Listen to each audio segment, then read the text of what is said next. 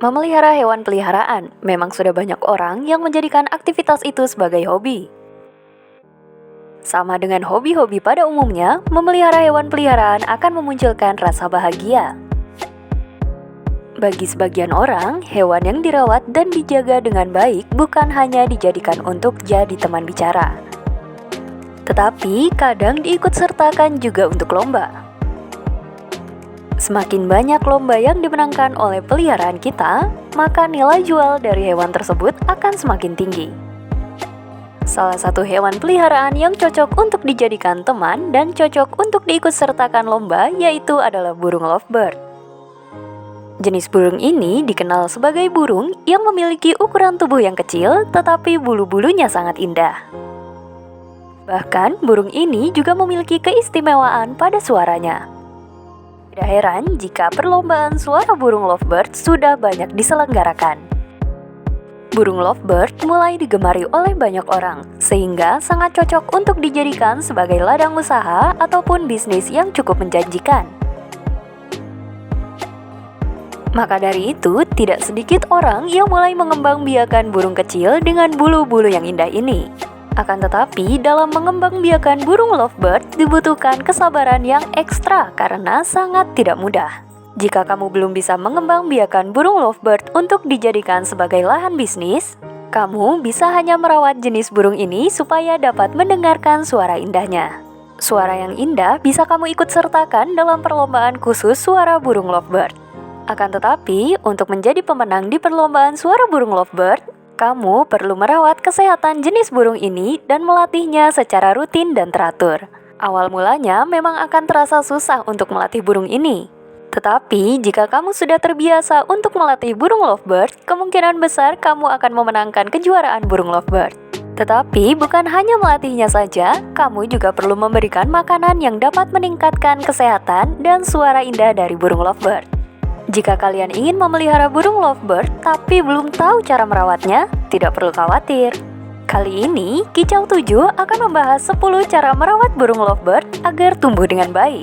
Apa saja langkah-langkahnya? Simak pembahasannya berikut ini.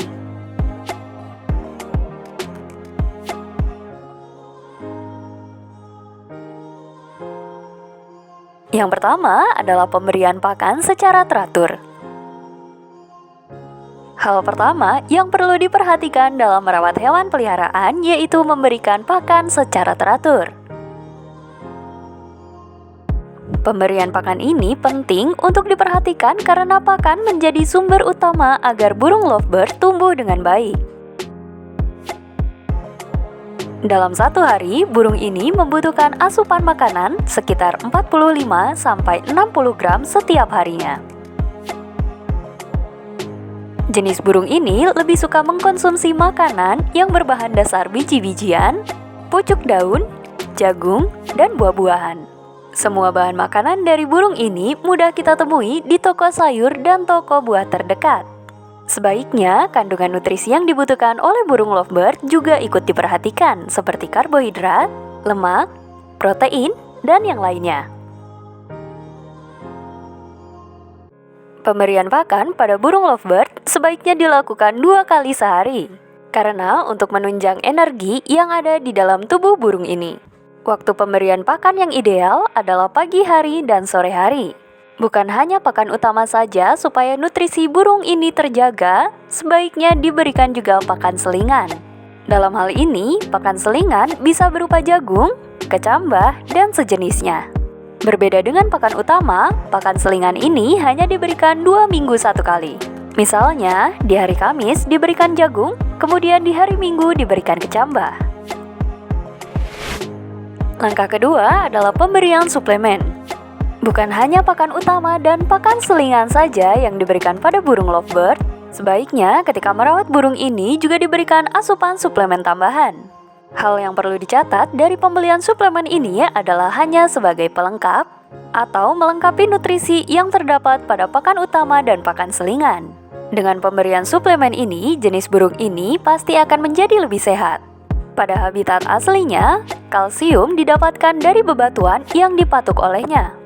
Akan tetapi, jika ingin memberikan kalsium saat merawat burung ini, Kamu bisa memberikannya dengan tulang sotong atau kulit kerang yang dihancurkan atau dihaluskan. Pemberian kulit kerang ini juga bisa melancarkan pencernaan dari burung lovebird. Bukan hanya kalsium, burung ini juga membutuhkan kandungan natrium dan klorida. Natrium dan klorida bisa didapatkan melalui garam yang ada di dapur rumah. Nah, suplemen yang diberikan kepada burung lovebird biasanya mengandung kalsium. Suplemen ini mudah didapatkan di toko-toko pakan hewan. Akan tetapi, dalam penggunaan pemakaian suplemen ini, kamu perlu memperhatikan dosis dan aturan pakai pada suplemen. Bukan hanya dosis yang diperhatikan, kamu juga perlu memperhatikan tanggal kadaluarsanya ya.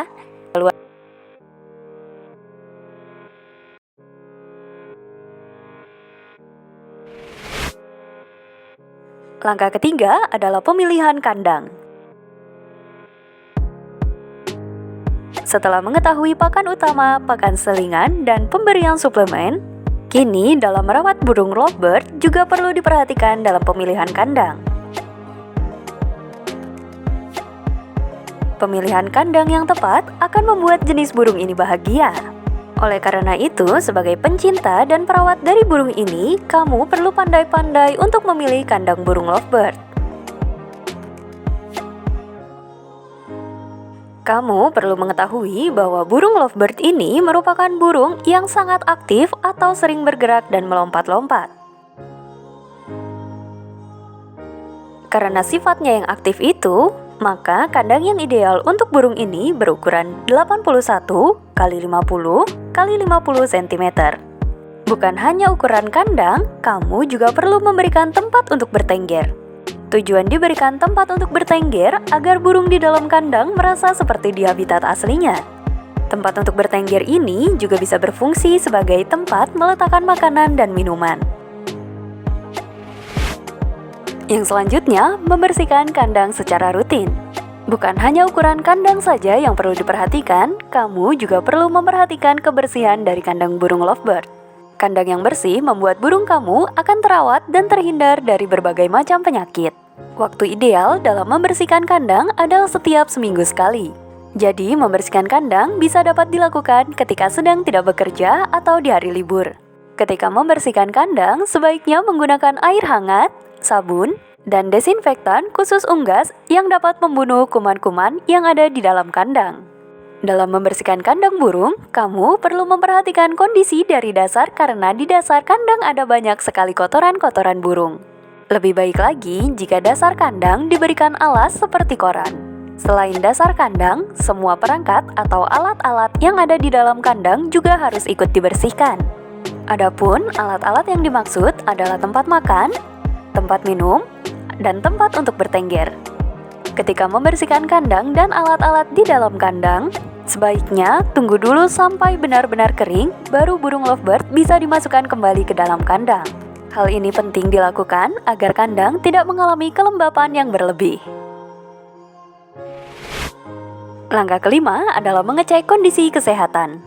Meskipun sudah melakukan perawatan dengan baik, terkadang burung lovebird mengalami kondisi yang menurun. Kondisi yang menurun ini bisa disebabkan oleh banyak hal. Misalnya stres, tidak nafsu makan, terserang penyakit, dan lain-lain.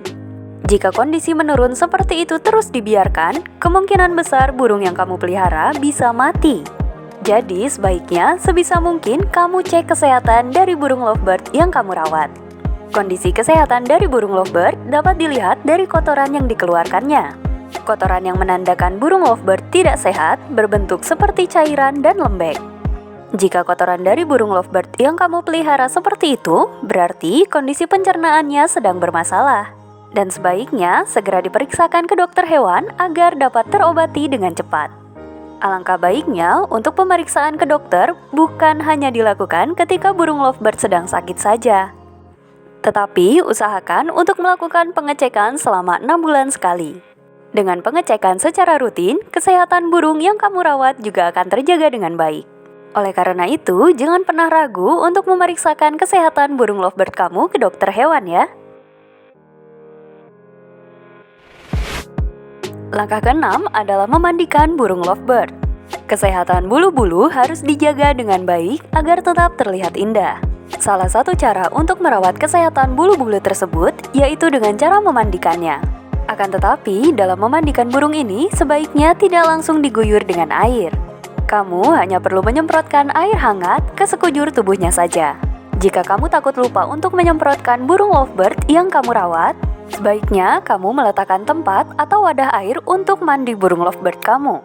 Burung lovebird akan merendam kepala dan bagian tubuh atasnya ke dalam air dengan sendirinya. Setelah merendamkan kepala dan bagian tubuh atasnya, burung itu akan mengepakkan sayapnya untuk mengeringkan air yang ada di tubuhnya. Selanjutnya adalah menjemur burung lovebird. Jika burung lovebird sudah kamu mandikan, sebaiknya segera jemur agar bulu-bulunya cepat kering. Penjemuran setelah mandi sebaiknya dilakukan setiap hari dalam kurun waktu sekitar 2-3 jam. Namun, dengan catatan, lamanya waktu penjemuran harus disesuaikan dengan kondisi kesehatan burung lovebird yang kamu pelihara. Waktu ideal untuk menjemur burung lovebird sebaiknya pada pukul 7 pagi hingga jam 9 pagi. Hal ini dikarenakan karena cahaya matahari pada jam 7-9 pagi sangat baik bagi kesehatan burung lovebird. Selain itu, penjemuran ini dapat meningkatkan kebugaran atau stamina yang ada pada burung ini.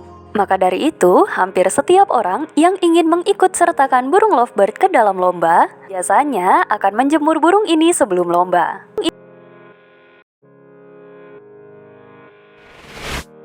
Yang kedelapan adalah pencegahan terhadap hama. Kesehatan dari lovebird bukan hanya berasal dari kebersihan kandang, mandi, pemberian pakan, dan pemberian suplemen saja. Menurunnya kesehatan lovebird bisa disebabkan karena kehadiran hama di dalam kandang. Hama-hama yang bisa masuk ke dalam kandang contohnya seperti kecoa, semut, dan yang lainnya. Bukan hanya yang ada di dalam kandang, hama dari burung ini juga bisa berasal dari luar kandang seperti ular, kucing, dan lain-lain. Biasanya burung lovebird bisa dimakan oleh kucing ketika sedang dibersihkan kandangnya. Hama di dalam kandang yang sangat perlu diperhatikan adalah gerombolan semut. Gerombolan ini bisa mengganggu aktivitas dari burung lovebird sehingga bisa menyebabkan burung ini menjadi stres. Oleh karena itu, agar tidak banyak semut yang masuk ke dalam kandang, sebaiknya kaki-kaki kandang diberikan kapas yang sudah dibasahi dengan minyak.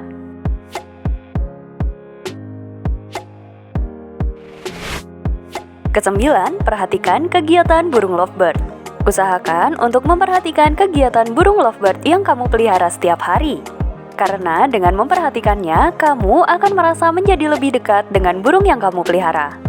Burung lovebird ini sangat suka berkicau pada pagi hari setelah makan, dan pada pagi hari mereka akan terlihat lebih aktif. Oleh sebab itu, pada pagi hari sebelum melakukan aktivitas, kamu dapat melihat kelincahan dari burung ini. Sedangkan pada siang hari, mereka sudah mulai mengurangi kicauannya dan sedikit lebih tenang. Hal ini dikarenakan pada siang hari, burung lovebird lebih suka untuk menghabiskan waktunya beristirahat. Setelah hari mulai menjelang sore hari, burung lovebird akan mulai berkicau lebih sering lagi. Oleh karena itu, ketika sudah lelah dengan aktivitas sehari-hari, kamu akan lebih tenang dengan mendengarkan suara kicauannya.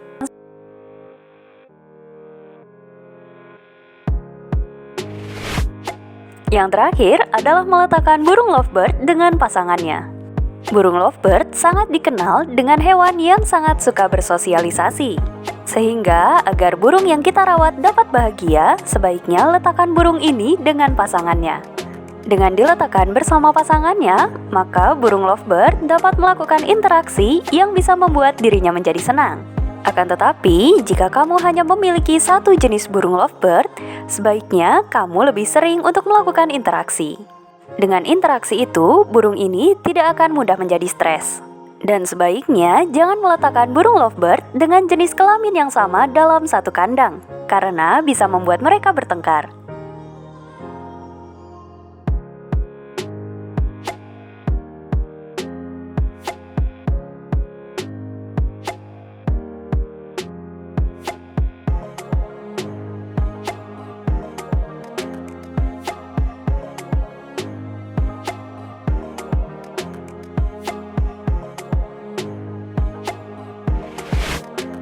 Nah, itulah 10 cara merawat burung lovebird supaya tumbuh dengan baik.